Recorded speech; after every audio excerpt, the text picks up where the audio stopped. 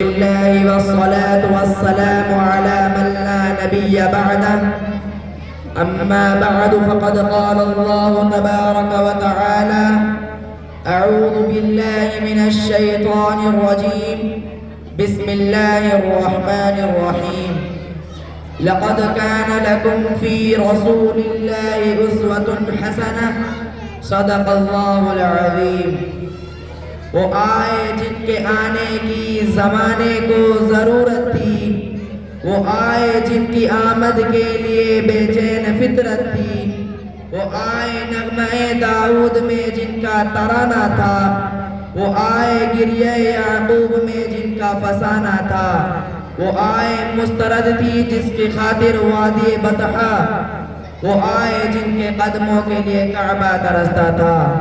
صدر علی وقار، مہمانان محترم، منصفان مکرم اور حاضرین محفل، موضوع سخن ہے سیرت مآب صلی اللہ علیہ وسلم۔ میرے عزیزو، میری یہ بساط تو نہیں کہ میں آپ حضرات کے سامنے اللہ کے نبی کی سیرت کے سمندر کی ایک لمبی سیر کراؤں، لیکن سامنے حکم میرے استاد محترم کا ہے اور عنوان اللہ کے پیغمبر کی سیرت اور عظمت و رفعت و منقبت کا ہے۔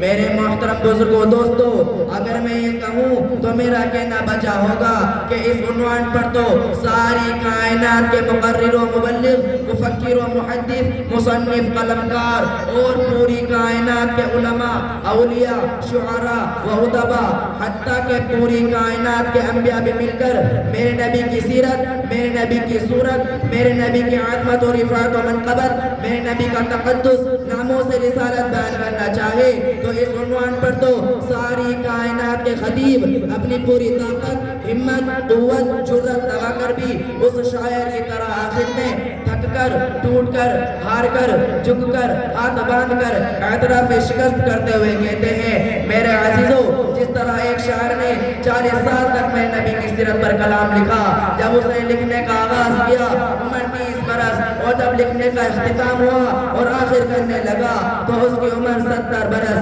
میرے عزیزو، جب وہ 70 برس کی دہلیز میں پہنچا، اس نے ایک دن اپنا سارا کلام، اپنا سارا دیوان ایک ٹیبل پر رکھا اور آنکھیں بند کر کے اللہ کے پیغمبر کو تصورات کی دنیا میں لا کر مخاطب ہو کر کہنے لگا، حضور، میں نے پوری زندگی آپ کی سیرت پر لکھا، آپ کی صورت پر لکھا، میں نے پوری زندگی آپ کے عظمت و رفعت و منقبت پہ لکھا، میں نے پوری زندگی آپ کے حسن و جمال، جلال و کمال پہ لکھا، لیکن حضور، میں آپ کی سیرت کا، آپ کی صورت کا، آپ کے عظمت و رفعت و منقبت کا حق ادا نہ کر سکا۔ میرے عزیزو، اس نے آخری شعر لکھ کر اپنے کلام میں روح ڈالتے ہوئے کہا، تھکی ہے فکر رسا، مدح باقی ہے، قلم ہے اب نپا، مدح باقی ہے، ورق تمام ہوا، مدح باقی ہے، تمام عمر لکھا، مدح باقی ہے۔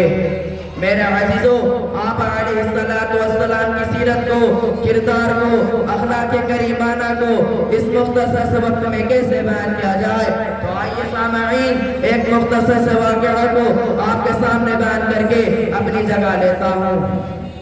محترم بزرگوں دوستو، حضرت امامہ ابن عفان رضی اللہ عنہ قبول اسلام سے پہلے کا واقعہ ہے۔ یہ قبیلہ یمامہ کے سردار تھے، رسول اللہ کے شہ سواروں نے انہیں گرفتار کیا اور ان کو لا کر مسجد نبوی کے ستون سے باندھ دیا گیا۔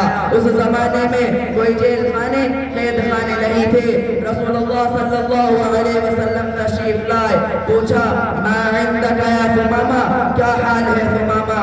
ثمامہ چودھری تھا، اپنی قوم کا سردار تھا۔ سردار کب جھک کر بولتا ہے، کہنے لگا، ان تنعم علی شاعر وان تقتل تقتل ذا دم، اگر احسان کرو گے تو احسان کا بدلہ احسان سے ملے گا، اگر تم نے خون بہایا تو بدلہ بھی لینے والے ہیں میرے پاس۔ یہ کس کو کہہ رہا ہے؟ اللہ کے نبی کو۔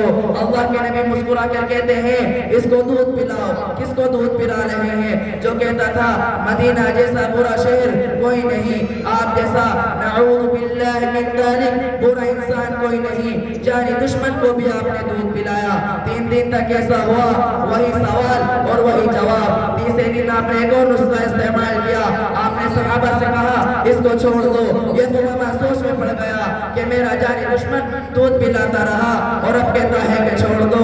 یہ باہر گیا، غسل کیا اور اب صاحب صلی اللہ علیہ وسلم کے پاس آیا۔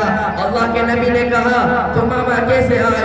تمامہ کہنے لگا اللہ کے نبی اگر موت آئے گی تو آپ کے قدموں میں آئے گی، اور کلمہ پڑھ کر ایمان کی دولت سے سرفراز ہو گئے۔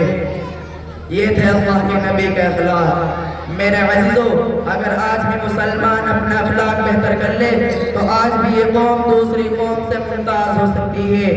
اللہ کے نبی صلی اللہ علیہ وسلم نے اخلاق کی تلوار سے بڑے بڑے لوگوں کی گردنیں جھکائی ہیں جو لوہے کی تلوار سے نہیں جھک سکتی تھی۔ انہی چند باتوں پر میں اپنی بات کو تمام کرتا ہوں۔ دعا فرمائے کہ باری تعالیٰ ہم سب کو سیرت رسول صلی اللہ علیہ وسلم سے آراستہ فرمائے، آمین یا رب العالمین۔ وآخر دعوانا الحمد للہ رب العالمین۔ السلام علیکم ورحمۃ اللہ وبرکاتہ۔ اب ان کے بعد میں مصاحب نمبر 6 کو دعوت دیتا ہوں، تشریف لائیں۔